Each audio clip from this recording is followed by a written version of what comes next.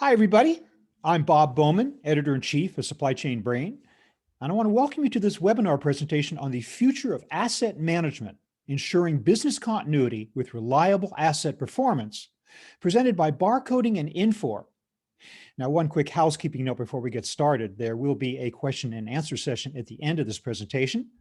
Audience members are encouraged to submit their questions at any time during the presentation by clicking on that Q&A button at the bottom of your screen. And we'll get to as many questions at the end as we have time for. So with that, I'd like to introduce our speakers for today. Peter Zalinski is Director of Partner Solutions at Barcoding.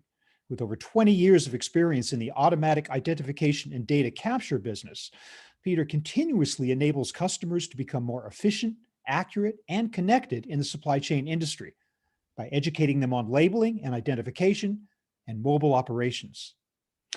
And we have Kevin Price, Technical Product Evangelist, EAM Global Industry and Solution Strategy at Infor.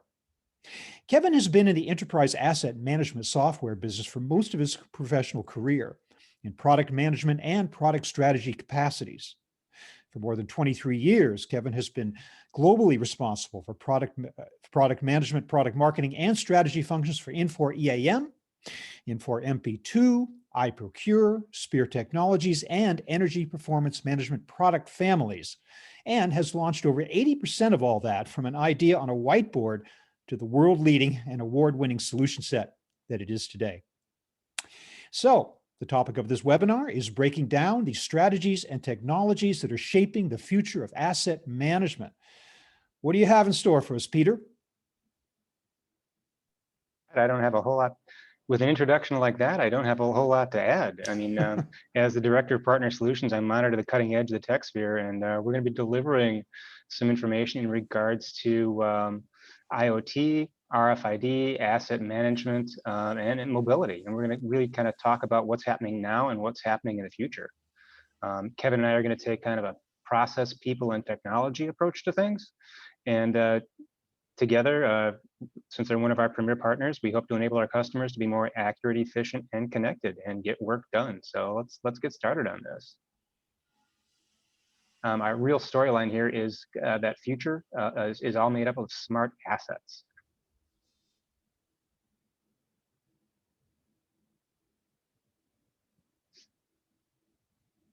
And smart assets are pretty much anything that's a sensor connected to edge computing and communications. That's a part of that build. I mean, pretty much anything connected to the internet now is a smart asset. And there's some interesting things happening there. I mean, if you look at the people, the process, and the technology that's involved in this, there's a feedback loop. We're getting more and more smart assets out there, and things are growing exponentially in the amount of data that's being accumulated and the data that's being acted upon. All of this information supports the health and wellness of enterprise asset management.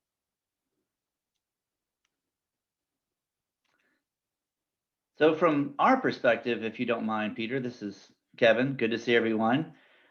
We take a lot of this stuff, this data that comes from out into the field in terms of smart assets, data elements. So you're thinking, how does that bring in? What kind of status can I bring into it? What kind of information that I can bring into the decision-making process? Where can I automate these components to be able to make them a more streamlined experience? So as you started to think about situational awareness as an example, understanding where your assets are in, what conditions you're in, can you act upon them? Can you not act upon them? Do they need to be brought in? Do they need to have some type of maintenance done onto them? These are things that you can really understand how to build it through. But I tell you what, doing it as the right data, the right place, the right time couldn't be more important, because this data comes in from these smart assets on a regular basis. But the idea is, how can you push them out to a mobile device, to the right technician, the right place, the right time? This gets you to the opportunity where you can not only be proactive, but you can be prescriptive in the nature. And the idea behind that, Peter, is that you look at what you can do in terms of your situational awareness, understanding the condition. You think, okay, it's going to fail because I know all things being equal, the predictive nature of this particular asset is pretty known. It's going to fail maybe on a Thursday. And if it does, what time it's going to do, and can I be prescriptive on that? Now, what that means is, can I have the system tell me what to do to be able to avoid that failure? the steps to go through, the actions to go through, how to notify, how to reserve, these types of things. That's really where we want to be. When you do that, you not only save the opportunity of a failure, of a downtime event, the value that comes through it, you avoid the disruption that that particular service may offer with that particular asset in a big way, because the break fix process will always happen. And it's just something that we're never going to avoid. But the idea is that if you can accurately predict when that's going to fail, based on the sensors that come and the data that comes from these smart assets, wouldn't it be nice and wouldn't it be possible for the system itself to prescribe an action to remediate that before it happens? And these are things that is not any type of Star Trek technology or things like that in the future. These things are available now. It takes a little bit of elbow grease to get there, but it's definitely something that can be done. I mean, it's more than just a combination of business rules. I mean, there's a lot of machine learning and artificial intelligence involved in how you're analyzing this data, right? Of course. Mobility is kind of ubiquitous. I mean, there's a smartphone in everybody's hands, but getting the devices out there that can not only inform them of what's going to happen and when it's going to happen, but act as a tool to enable them to manage that incident better. That's also part of the story.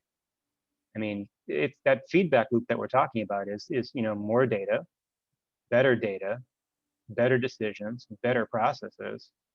I mean, there's all kinds of things out there right now that used to be considered, things of the future, like a heads-up display or augmented reality, and we're delivering those solutions now on a daily basis. I mean, it's just part of the way the infrastructure has grown to support that data capture and make use of it. But the smart assets that are out there are kind of amazing. I mean, you've got everything from little pucks attached to pallets that tell them where they are and whether or not they've been dropped or jarred, what their temperature settings might be, all the way to the sophisticated type of stuff we'd normally see at Allen Bradley or Rockwell Automation, miniaturized and dropped and made part of the asset so that it's reporting in real time what's happening to it. A lot of things are happening out there. It's really kind of amazing. Kevin, you were talking about how technology is evolving exponentially. I wonder if you'd care to explain a little bit further about that. Oh, wow. It's everywhere. I mean, just think about where we've gone from the old flip phones of the past to the iPhones that we had in 2007 to now things that we have wearables that are on us. And just as Peter was talking about, we have miniaturized even the components that we have to go out there to be able to understand condition better. Heads-up displays, as he mentioned, different types of graphic visualization. These are things that we only saw in the military. These are things that we only saw in movies. The speed at which it's coming through is pretty incredible. And with speed of technology comes a ton of data. It's really a deluge of data in many examples. So what we typically hear from our customers is, what do I do with all this stuff? Where do I put it in? How do I make function out of it? And one of the funny things that we hear from our customers is, throw it in the data lake. You can figure it out later. And that's kind of important, because you need to have that. You have that data, it's there for a reason. And as Pete mentions, they're more pervasive.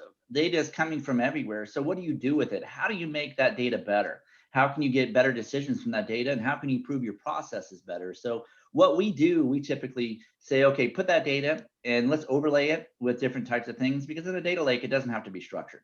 We put it over top of different elements. Maybe in the South here where I live, we have things called hurricanes, and they're pretty bad. So you want to be able to understand the climatic condition impact to those assets that you're operating, as an example.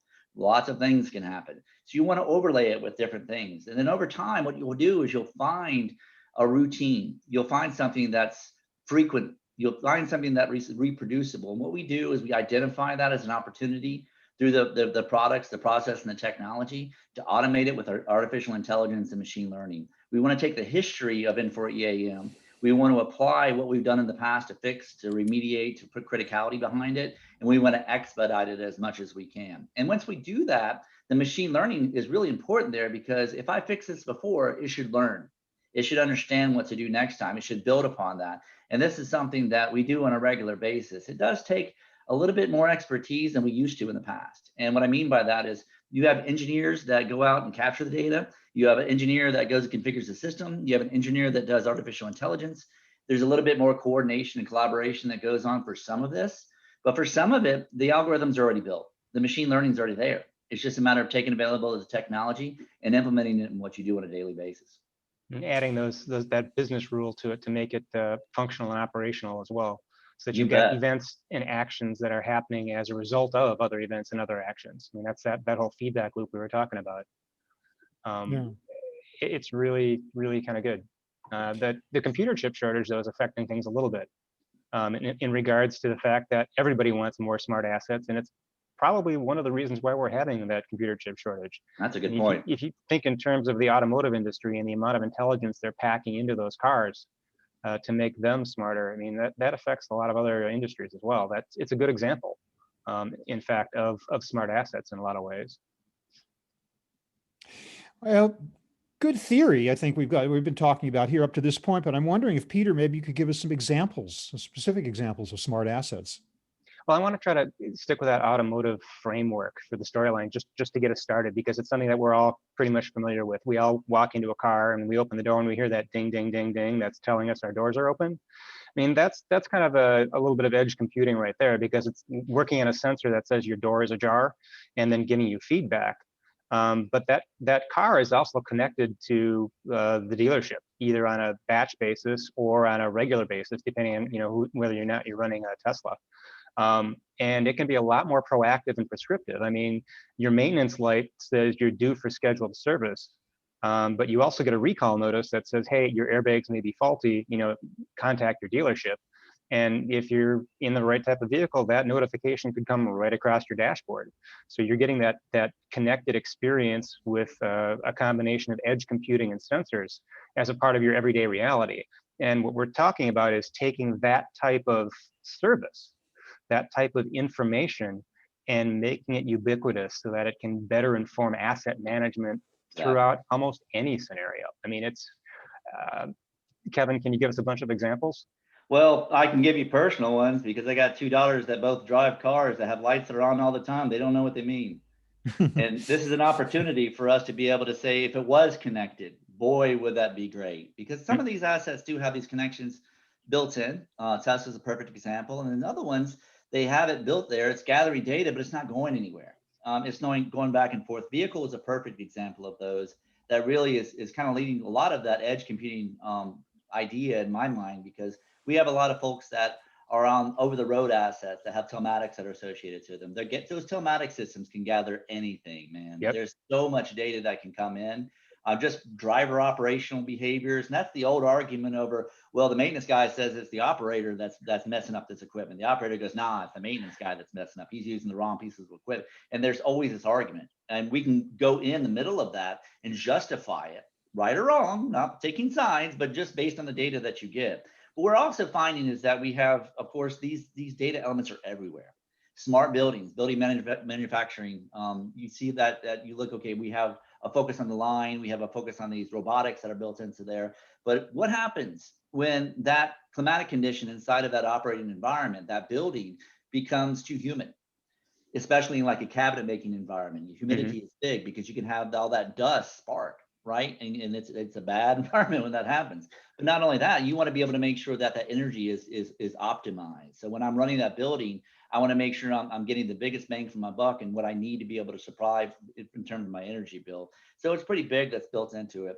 If you look at the line itself, the intelligent manufacturing systems that are out there, they're phenomenal. I mean, we're talking about the Internet of Things really, really bringing us new opportunities to be able to view equipment, especially on lines that are flexible and for different types of equipment that may have the same category. These are things that we build into an environment that has smart assets already in place, and there are also ones that are not so smart that I can be able to attach things to it. These are things that are happening today. These are things that have been happening for a little while, but are becoming more pervasive.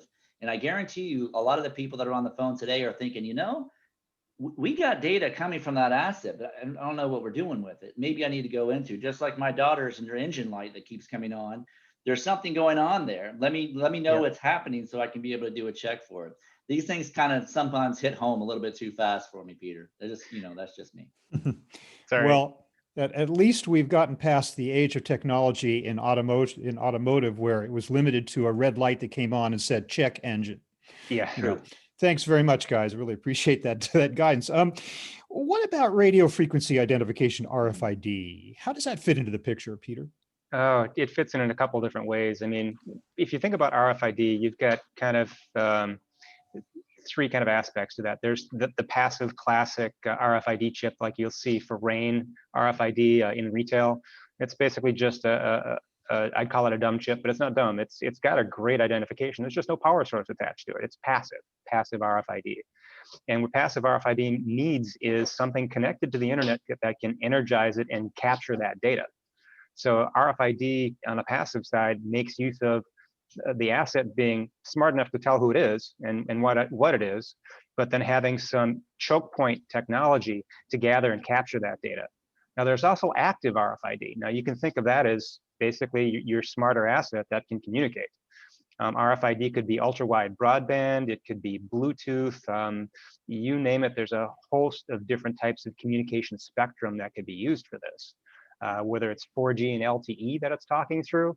The main thing about thinking about RFID is you've got power and you've got a requirement for information gathering and maybe sensor data attached to that. And it's just how it is worked to add value to that asset information. Now, it's kind of the wild, wild west out there right now in RFID in some ways. You've got some known standards, but there's a lot of unknown exploratory stuff going on. And it really depends on what radio network they're using to communicate with. And kind of the power requirements. So for example, I'm going to get into the weeds a little bit here, but work with me. If it's low powered, it's going to require a pervasive low latency network. So like a Bluetooth network with bridges and gateways. If it's higher powered, you've got ultra wideband. It might be 4GE, LTE, might have GPS or 5G attached to it. It might be doing real-time locationing and have attachments to it to communicate a lot more information other than just presence, but all of that sensor data.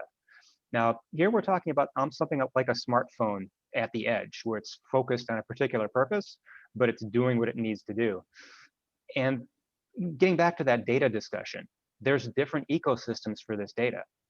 RFID, especially on the passive side, falls under GS1 standards, and the GS1 standards set up data requirements and data expectations for how this information is shared and communicated.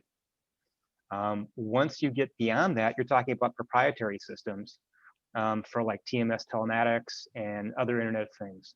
Now, what's cool about it is you've also got some blockchain getting involved in this. It's in its infancy, but it's growing. And what blockchain allows you to do is have secure communications that can be passed through a network, like helium, for example, is a low Ra WAN. So it's a low-powered radio frequency wide area network that's actually public. Now, I'm not a shareholder or anything, but I find this technology really sexy and cool because it's allowing companies to make use of RFID and this Internet of Things and make their assets smart at a low cost. So again, we're seeing a lot of different closed loop systems that have to be integrated to, and we're seeing the kind of the forefront of standards coming forth in this environment so that you can have security and ubiquity and push this stuff forward across the globe, not just within a closed loop, closed fire system. Well, let's dig deeper into EAM and machine learning and artificial intelligence, which are all key elements of the technology today. Kevin, how exactly is this data used? Can you give us some use cases for this so-called actionable data? Absolutely. Just to give you an idea on the use case of the trucks that we were talking about earlier, we get telematics data that were brought in, if you remember that. So lots of data that come in from these over-the-road trucks. And I mean, it's incredible. For the course of a day, you could get 1 billion different readings. They could read different things and different ways to be able to do it. There's always arguments, again, like I said, about the operator versus the maintenance technician. And when you look at some of the things that they go through, it's whether you keep the asset idle when it's running, right? So you're offloading, you're loading it back on, you're keeping it running, taking stuff out of the truck and then loading the stuff back, or do you shut it down? And then do you start it back up again? And actually, there's an impact to that, because if you think about the impact to the environment condition of that asset. So if it's really cold outside, shutting it down and restarting it actually can damage the engine over time, because they're doing it quite a bit. Keeping it running on a regular basis and keeping that warm temperature actually can be better for it. So what you can be able to understand by understanding the condition of that asset is how the operator is running it versus what the manufacturer's expectations are versus what the maintenance technician is. So I can be able to see that condition. I can get that visibility. I can make that decision. Once I understand those techniques, those areas, those opportunities, maybe I can schedule my preventive maintenance differently. Maybe I can look at different types of equipment differently. Maybe I can tell the operator what to do, and maybe the maintenance technician is right, which a lot of times happens. If I think also about other environments that happen through, I think about looking at the South again around, I mentioned hurricanes. So we have this problem all the time. It comes in every year. Just last night, they were telling us the estimates of the number of hurricanes that are going to be coming through this year. It just seems to get bigger and bigger and bigger.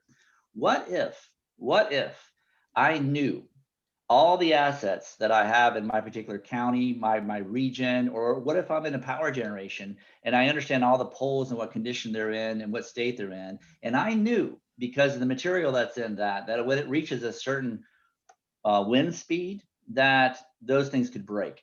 And if those things could break, then I would know what particular areas of the country, the world, the county, whatever it happens to be, is going to be out of power. And that's an overlay of information that comes in from climatic condition data. And I can see that because as a hurricane develops from a tropical depression to hurricane 1, 2, 3, 4, 5, there's a lot of different things that we want to do on behalf of federal emergency of the DHS branch to be able to recuperate and protect citizenry from when a hurricane comes. So if I were to understand my situation awareness of all those assets that are in the city, in the county, the state, the government, the whatever it happens to be, and I knew which ones are going to possibly fail, it would be great to be able to have that proactively done. And then afterwards, I can be able to monitor that, make sure it's right, reproduce it, and have a better reaction, a better planning time. I can understand what my costs are going to be based on this hurricane season, based on the next hurricane season. I can look at my capital longevity plan to be able to understand how much I need to look for 5, 7, 10 years. There's a lot of other areas that this comes into play. In manufacturing, I'll leave this the last point here, is manufacturing, we always go after something called OEE. OEE stands for Overall Equipment Effectiveness Ratings. What this means is that the asset is running as it's supposed to, as there's not many downtime events that are going through. It's producing the quality that it should.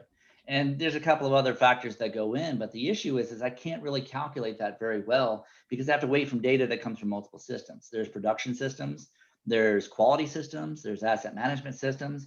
What if I could get that data in faster? What if I can be able to have an artificial intelligence learn from how that asset's running based on the overall equipment effectiveness rating and keep it high?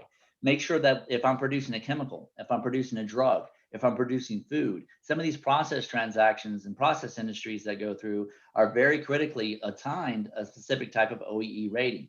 I can make a better decision. I could have better utilization of that asset. I could reduce downtime that's associated with it. I could do so much. And if you take that idea of uptime and keeping the asset running, we go back and circle back into over the road assets and we think about buses. What's the worst thing that can happen to a bus? Aside from a catastrophic event like being in a wreck or falling off a bridge, Breakdown that type on of the thing street. is it doesn't show up. It stops in the middle of the city. It doesn't run. And that's a horrible thing to happen. Doesn't matter what type of service it is. If you're in a situation where it just doesn't run, now that's an equipment downtime. Not only are you not able to get to where you're going as a rider of that particular service, but now your bus is stuck in the middle of the city. And that's as big as a billboard pointing out to you where your service is bad.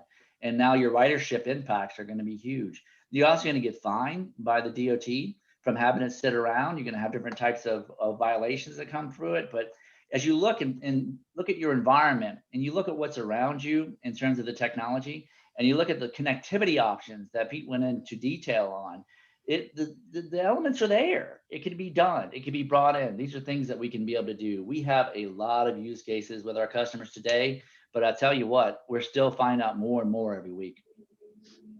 Amazing. Well, we've talked about the process and we've talked about technology, but there's something else we really do need to be addressing, and that is the people involved. So Kevin, how does this all affect them? Oh, wow. So what our experience has been over the years, at least mine for the past 24, the people it tends to be one of the harder ones to chip into. It's not necessarily because of the age of the workforce or just someone's just not adopting for it. Sometimes they don't believe the data. They don't believe that what comes in is really true or not. But if you really think about what's there and how it builds in, if you're working with your technicians that have been around for a long time, taking the gray hair experience that they have, or the gray matter between their ears. Sorry, Pete, didn't mean to point that out, but you did it on your own. The idea behind that is that you can be able to bring their background, you bring their intelligence, you can bring it into it, so that the data that you do produce is based on real tangible things. And I think that when you do that, when you have your people as a part of that process and a part of the use case development, a part of the implementation, they're going to buy into it a lot more. This data is coming from everywhere. That fear factor that brings into it is important. It's a matter of how can you get that information efficiently into the hands of those workers. And I really think that's where mobility comes into play, because we want to make sure that the data elements we're capturing in this IoT framework or these automotive frameworks, going back to the server, going to the data lake, they all have to be able to be executed effectively at the right person, right place, and right time. The right person means you have to get it to someone that really knows that equipment, right? They have familiarity with it. They understand it. They've been working on it for years. Or if they don't, do you have the right instructions for that person? And being able to do that with the right types of tools, receiving that information from the right type of methodology, it's critically important. But making sure that they're along the way is what we've learned over the years to be one of the best secrets to success. I can kind of add to that conversation, because that whole empowering the mobile workforce is what we do best. Oh yeah, And then some. Some of the stories I can tell are interesting, because right now you'll have a mobile worker who's out there in the field working on a piece of equipment, and he needs more information, right?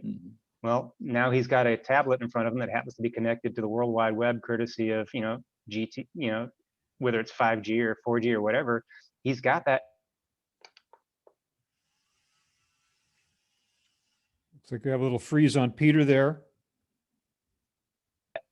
Now, what's He's even back. more interesting, sorry, what can be even more interesting is if there's a heads-up display available, and he needs help from someone else who's not there, for example, in the middle of that wind tower trying to repair a motor. And it's going to take him another hour to get down and then find that resource and bring that person up with him. Huge expense. But with that heads-up display, that other resource can see what he's seeing and overlay information right on top of the environment that he's looking at and point out, hey, you need to put this tool in this space, rotate it a quarter turn, and that's going to open up some gaps that you can get the rest of those parts in there. That technology is here now. We're delivering that stuff now. It's not rocket science. It's not in the future. It's just the real stuff that's going on. Augmented reality is part of what we can deliver, and it's relatively inexpensive. Kind of amazing to me. I mean, one of the things we do is you want to make sure you're getting the right tools in the hands of the people that are there, that's configured for the task, designed for the environment, operationally secure, monitored and controlled, and providing the maximum value. It's a tool. It's an enablement tool. It makes those people do their jobs better. It's efficient, accurate, it's connected. It allows them to get work done. That's what we're all about. And the Android Enterprise platform has been key to that for us. Well, let's talk more about supporting devices. What about iPhones? What about iPads, or for that matter, Windows, Peter? They're great technology, but they're really not rugged. They're designed for the consumer market for the most part. You can put it out in the field, but you're going to have to replace it fairly soon. Plus, they've got a proprietary ecosystem, Apple Store only for iOS apps, and you can get around that by using web-based applications, but then you've got limited utility. A lot of web-based applications don't extend well outside of the internet, so you can't use them in a disconnected environment. And a lot of those iOS and Windows platforms now are kind of limited in their battery life. You can't expect them to work a whole shift. They're going to be 3-4 hours, and you've got to plug them in. You can't even replace the batteries or swap them out. I know I carry a Surface Pro. I'm a Microsoft guy here, and I have a special battery pack that I carry along with me for long flights, because the onboard battery is not going to last that whole 4-hour flight. And you don't want to have a field worker in that same scenario. I mean, Windows is no longer mobile. We used to have Windows CE. You guys remember Win Mobile and all of those different flavors? Windows killed that off a few years ago. There's a lot of them still out there. They're being replaced slowly, and we could have that conversation about Android modernization, but let's save that for a different show. The main thing is, I mean, Windows can be made rugged. You can put the proper device on there and mount Windows in it. Whether it's a a police application or a field application where you need a full-blown Windows environment, you can have that. You can add that Internet of Things technology to it, whether it's barcode scanners or heads-up displays, additional cameras, all of that stuff's all integratable. Zebra, Honeywell, and Datalogic produce devices that are fit to purpose. Whether you need a wearable for your environment, or something that you hold in your hands, or something that sits on a desktop or gets attached to a mast on a fork truck or on another piece of equipment, whether it's running in the over-the-road truck or being carried around to the back to check on things and do inspections. We've got all that stuff in our bailiwick. It's there. We've got the Android Enterprise Edition that supports Google Play and custom apps. We've got zero-touch enrollment so that you can actually deploy a fleet of these environments fairly quickly to your workers and maintain and manage them. I mean, between intrinsically safe versions with full shift battery life to support for RFID and barcodes, we've pretty much got it all. And mobile device management is key to making sure these assets remain in service and remain in field, because you've got an Android phone, you've got an Apple phone, how often do those updates get pushed out, right? The same thing's true for our enterprise level clients, but we can manage how those updates happen. It's not going to interrupt their workday with a sudden, oh, by the way, you have to reset now.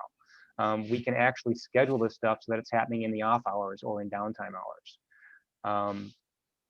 And I mean, think about it.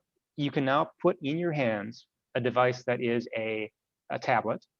It's a push-to-talk device so that you can communicate with the rest of your team. It's a telephone. It's a flashlight. It's a camera. It's got GPS. It's fully connected to every enterprise app you have in the company and then some. And it's all one device. I mean, that's pretty amazing to me. Yeah, so, okay, so you're saying one Android enterprise device can essentially eliminate a so-called bat belt of multiple tools. Indeed, indeed. And it's a platform you can grow with. You can add more to it. It's a lot of that value that gets added to the equation. Our customers will come to us saying, we need to put something in our engineers' hands that when they get on site, they've got information in front of them and they can record what they're doing. And I go, well, are they carrying a cell phone? Right. Yeah. Are they carrying a radio? Yeah. How would you like to eliminate the service on those two and just put it all into one device? Does that make your life easier? Oh, and by the way, when you wander into Wi-Fi coverage, it's going to automatically switch over to using your local band instead of constantly being on that expensive cellular client. And it's going to do this automatically without your employees having to worry about it.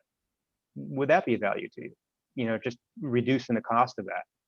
Oh, and by the way, all of these devices are also Internet of Things devices, so they're connected. We can monitor and manage them as the assets they are, as the tools they are in people's hands, which kind of closes the loop on this whole storyline. I mean, we want to give our field service users everything they need to be effective, and we can do that with Android Enterprise. So just wrapping up that whole idea of what it is you can use smart assets for, maybe Peter, you could just kind of sum up a little bit about what you've been telling us all along about the value of smart assets. Smart assets allow you to get more information operationally about how your assets are being used, what their current status and condition is, and enables a system to be able to work from that data and make both predictive, prescriptive, and historical analysis on how that operation and how that asset has performed. And some of those assets have two legs. Those are the people you have in the field. And a lot of these assets work together as a team, and you want to know how effective they are operationally as a team. When you think about it, that smart asset is not only a tool that you use, but it's a tool that's in use. And having more information available allows you to make better use of those assets, to make better decisions in the long run that benefits the whole organization. And sometimes those decisions, as Kevin alluded to, are automatic. They just happen. I mean, they get away from what we call tribal knowledge, because now it's based on facts. And a lot of the decisions that an engineer would make based upon their experience, they now have the facts to back it up. That's really interesting. Well, that is it's very impressive. hadn't realized myself that we had come so far in the whole technology of EAM. And Peter and Kevin, you've done a great job of telling us a little bit about where we are today in that progress. I think at this point we'd like to go to audience questions. And again, I do want to remind our audience that you can submit questions even now for in the final few minutes of this presentation by clicking on that Q&A button at the bottom of your screen and just typing your question in, and we'll get to as many as we can. I want to start with this one. I'm going to direct it to Kevin. And I'm going to just ask from this question is, why has E4 EAM applications been a global leader in the market for so long? You're giving me softballs, Bob. Sorry I about like that. it. Start with an easy one. You know, I like to start with the easy stuff. And whoever's asking this question has obviously read things like the Gartner Magic Quadrants and the different areas that we've won awards on. And we're proud of those. But what we attribute it to is our customer success, because what we tend to do, and we spend probably a lot of time on the design phase, on the implementation phase, of course, post surveys, post implementations, these kind of things, on making sure customers are right. And what we mean by that is you bought technology, you bought it for a reason. You expected it to be able to operate in a certain way. You expected to be able to get a certain type of result. When you're buying technology, you're buying it for a value impact, for a business outcome. You want to have a better uptime. You want to have a lower cost of materials. When you're doing work, you want to make sure you're doing it and you're getting recouped for it, especially if it's under warranty. You want to make sure that you're doing the right things. And we just call that getting the customer right. So we spend a lot of time making sure that that happens. And what that's led to making sure that we architect the product right. We want to make sure that we can apply patches and updates at will. We've been in the host environment since 2001. So this is an area where we have the largest percentage of our customer base on the most current release in the entire market of asset management. We also have available the same version on premise, which is a little bit different from the other solutions that are out there. So it allows us to be able to architect a different way because we understand our customers better. So as we start to think about why we've led and why we've been there for so long, I definitely think it's because we're getting the right mix of technology, of implementation, and of product sets that go through, because we want to make sure that when we partner with somebody like Barcoding, when we look at implementation in certain verticals, that we're doing it in a way that is going to have a value impact, that's going to change a business outcome for the better. And we want to make sure that we follow up that in every way that we can. So we have a lot of happy customers, and I think that's one of the driving forces. Well, Kevin, you have begun to answer the next question already, but I think maybe you could drill down a little bit more on this. And that's the number of options, a dizzying number of solutions and options that could be applied to any particular use case and need. This questioner is saying, how can I engage with Infor to get the right fit? That's a good idea. When we started to look at what we've done, what we built in EAM alone, the first line of code was in 1986. So we've done a lot of things in that particular product, and it does a lot of things in different phases of an implementation. You want to do basic gathering, you want to do reactive maintenance, preventive maintenance, predictive maintenance, prescriptive maintenance, on and on and on. The question is, what is the right fit? What is the right approach? How do you build it through? Do you bring in mobility in the beginning, which is the most common thing? Do you push it out, which is never a great idea? You want to start out with mobility. When you start to look at integration of data sets through SCADA systems, monitoring systems, when do you do that and why? What particular pieces work in your environment, in your region, in your geography? These are a lot of questions that you go through. And we can get into buzzword bingo too, as well as 3-letter acronyms until the duck cows come home on this. But the idea is work with us, engage us as much as you can. We want to partner. We don't want to be a vendor. We don't want to just sell you something and run away. We want to make sure you're successful. So engage with us and help us along that journey to understand where we can help you. In this particular world, we call it good profit, meaning that when you as a customer partner with us, you get positive experience, we get positive experience too. So the best thing is to dive deep, dig deep, and get prepared to be able to find out how you can best utilize this technology in the right place and the right time. Thanks a lot for that. This next question asks us to back up and take more of a big picture approach to the subject. And the question is, could you summarize very succinctly, that's emphasized, why mobile matters for your so-called average deployment? of an enterprise asset management solution? We've been talking about situational awareness at Infor, and I believe Peter's been talking to it as well. Where mobile matters and why mobile matters is everywhere. And why? Because you need to have the right information at the fingertips of the technician when he or she touches that piece of equipment. You need to make sure that they understand it, they know it well, they're doing the right type of things at the right place. And if they don't, that could have really negative impact on your asset, on the performance. It could be the reason why the bus is stuck in the middle of the city. It could be the reason why someone got hurt. It could be the reason why a fire was started. You need to use these technologies to not only gather information, as we mentioned, Peter mentioned earlier, they're becoming IoT devices in and of themselves, but be able to process information correctly and present it. So mobile, we think, is a natural extension of who we are, just because our technicians are in the field. The day that we see a maintenance technician sitting in front of a desktop in a happy way is the day that I retire, because they just don't do that. They want to be out in the field. They want to be doing their job. So we have to be able to arm them well. And to do that, we want to make sure we have the right place. So I definitely think that it matters on average in every situation. I think it matters in every way. This was not the case 10, 12 years ago as much, but definitely seeing it now because of the pervasiveness of the technology for sure. Yeah. And I'll look at it from a kind of a PPT aspect in terms of what tools they need to have available to them. And, you know, a few years back when smartphones first came out, they were revolutionary. And now it's just a common expectation that if I need information, it should be at my fingertips. If I need to share something with someone, I should be able to snap a picture of it or show them a live video feed of what's going on, and it should be at my fingertips. And we're not just talking Instagram here. We're talking about enterprise asset management and getting work done. It's not all about you know, how many likes you get. It's how much work you can get done efficiently and effectively. And mobility is the key to that.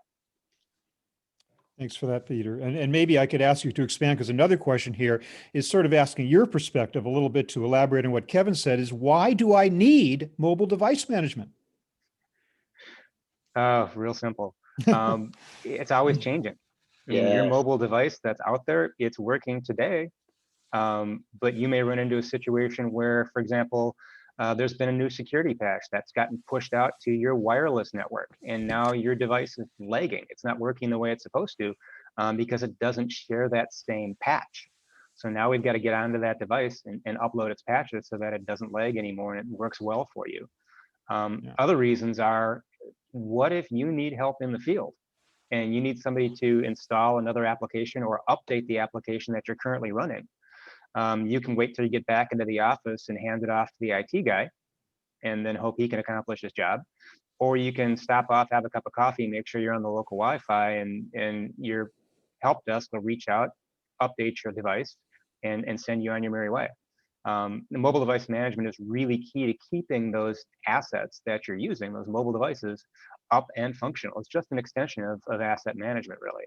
And it's really, Peter, to answer that a little bit more, you don't want you guys going out willy-nilly to the app stores and Google Play stores and every just grabbing patches and updates, because you may not know what the impact is going to be to the other applications that build on that.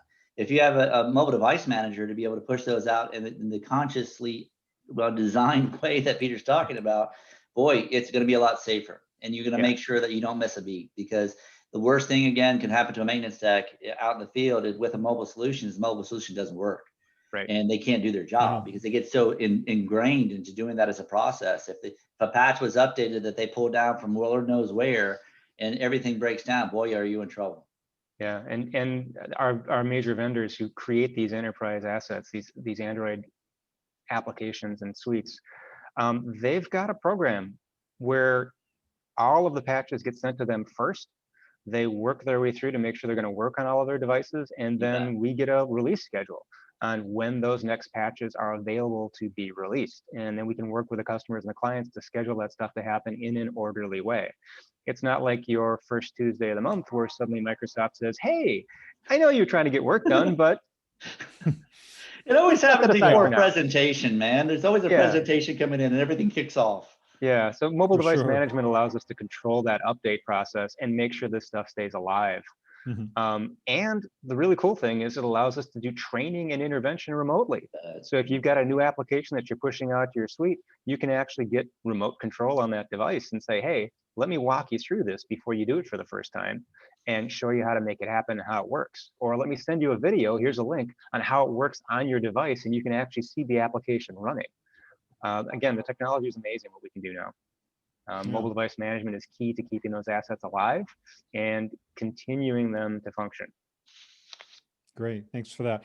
This question is a little more specific, and I think I'll direct it to Kevin if you can answer it. And the question is, how can I know the time needed to upload the data, set the configuration, then test and go live? Great question, because there's a lot of factors in it. What we've learned over the years, having done mobile solutions since the late 90s, actually it was before that, probably late 80s, mid 90s, and went through some evolution, is the way you synchronize is important. The way the architecture works is important.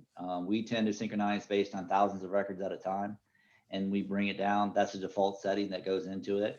And when we do that, there's a filter that we identify in the system of what types of data to send.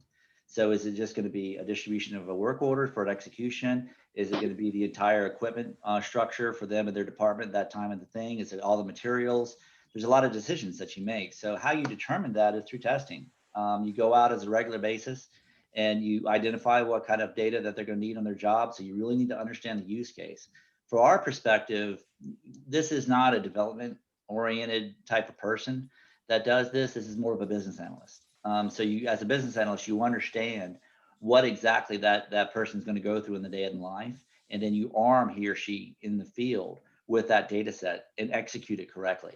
And there's the execution of synchronization, especially because, as Peter mentioned, you may not even notice a blip by having Wi-Fi and then going outside and picking up a WAN.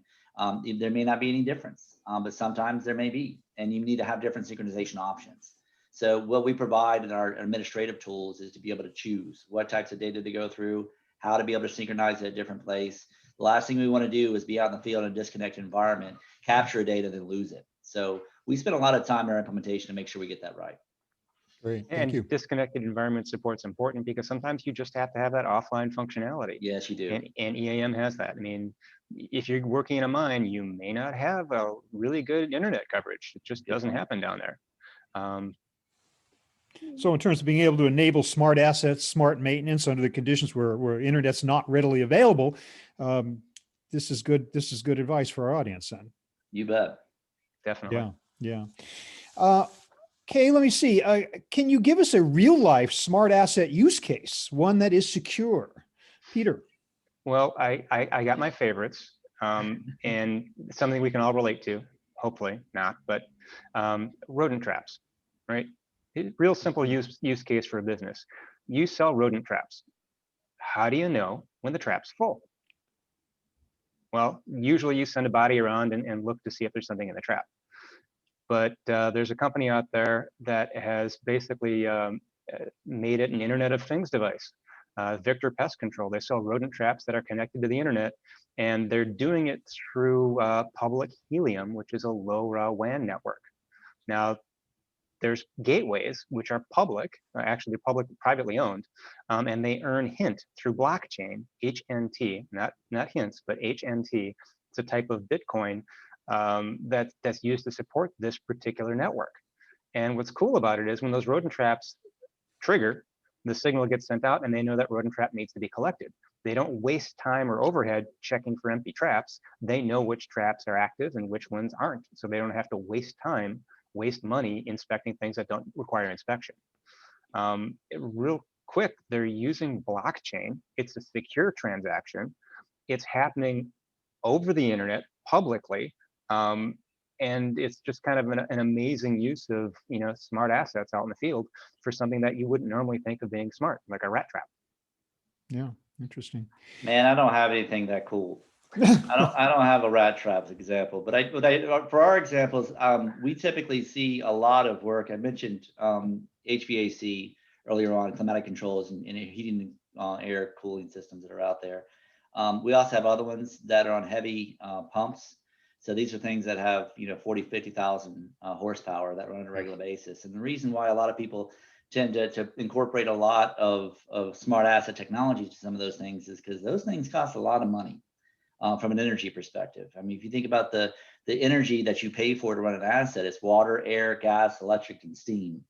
Electric that's built into that electric one is really expensive. And you're all the time trying to understand how can I run the assets to meet the needs that the services require to be able to have that asset perform well, but do it in a way that's inexpensive from an energy perspective, because energy is getting more and more expensive every day.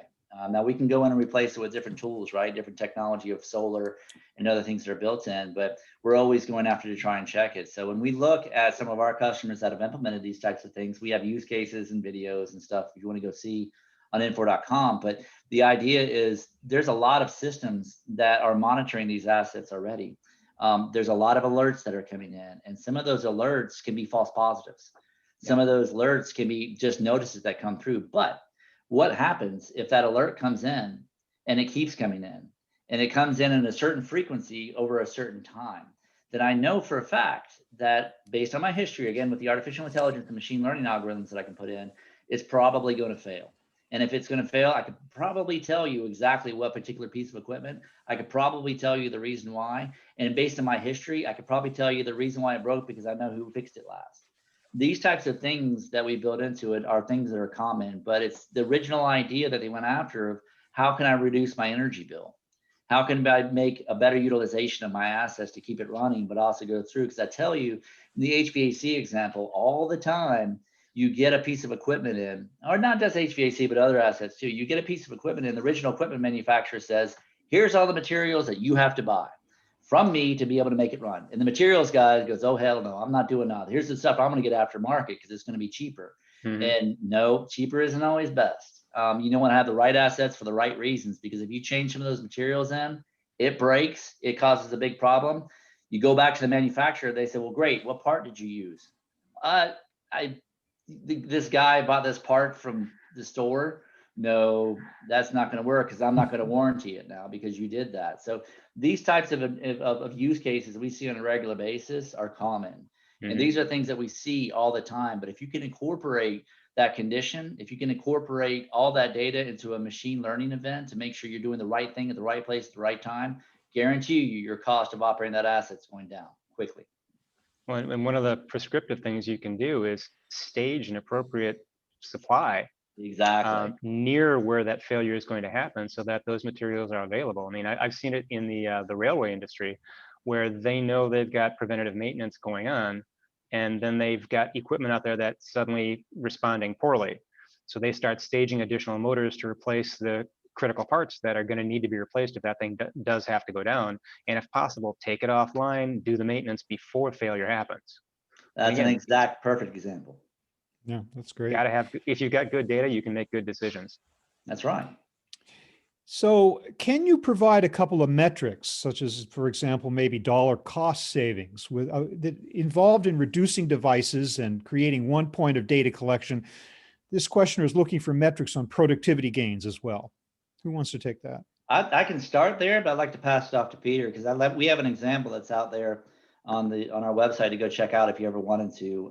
One example that we say all the time, as I mentioned earlier, we think one of the most unnatural things you're ever going to see in the maintenance and operations environment is a maintenance technician sitting behind a computer, because that maintenance technician should be in the field. He or she should be doing her job, doing whatever's built in. They need to be doing their work. Yeah. So when we go to mobile, one of the metrics we always typically see as a rule of thumb is I can give you back around 45 minutes per technician per shift. And the reason for that is because they're not sitting behind a computer typing in data, making sure they get it right. I can be able to give you that time back and give you some wrench time that's out in the field. We see that all the time. Some of the examples that we have out there on infor.com have more than that. And that also equates to paper costs. That equates to printers that are up and going. That equates to so much that's built in.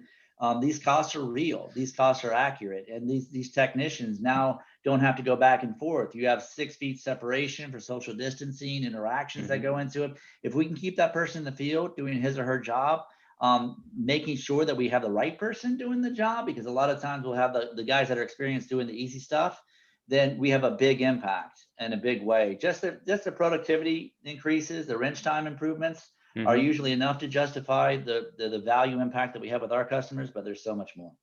Peter, you see something similar? We look at it as between a 15 to 40% increase in productivity just because they're able to record the work that's being done where the work is happening.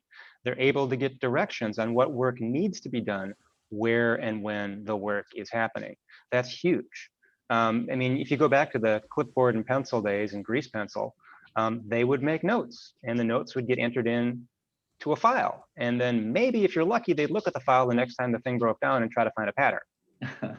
Okay, we're way past that.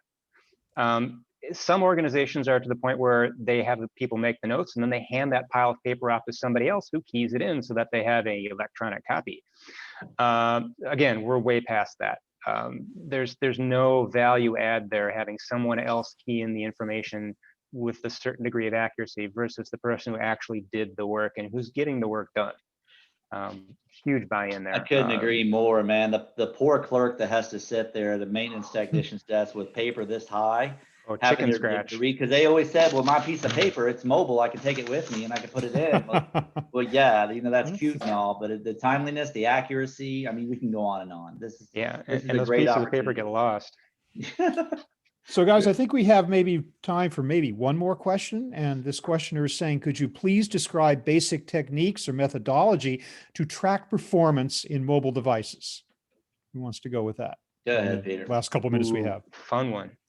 If you want to track performance on a mobile device, you can look at it from the application viewpoint, how many transactions they're performing per day, per minute, per hour, per person, whatever you want to do. Or you can look at it from an operational viewpoint. What are they doing with the device? Are they scanning things? Are they keying things in? How often do those incidents occur per day, per application?